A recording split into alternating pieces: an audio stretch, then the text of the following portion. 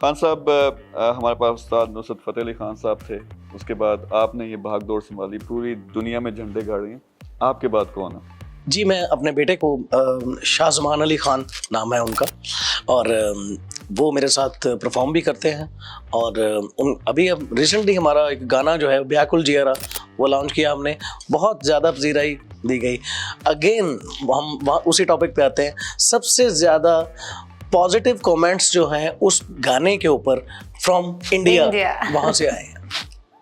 और इसमें आपने चलें ये गाना किया, अब आपका कोई फ्यूचर प्लान जो उनका है, उनके करियर का, वो आप डिसाइड कर रहे हैं, मिलकर डिसाइड वो मैंने छोड़ा है उसके ऊपर कि अब जैसा तुम चाहो, जो जनरा तुम सिलेक्ट करो जिसमें तुम समझो कि तुम ये कुछ कर सकते हो।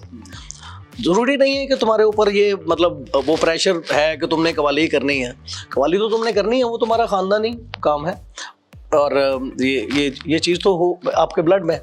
मगर तुम अपने लिए कौन सा जॉनरा जो सिलेक्ट करोगे, तो ये इसलिए मैंने उसको आज़ादी दी हुई है कि देखें कि कौन सा वो चीज़ को लेता है। मैंने उसको, वो अभी यहाँ पे दुबई में आके डिफरेंट आर्टिस्टों के साथ कोलैबोरेट भी करेगा।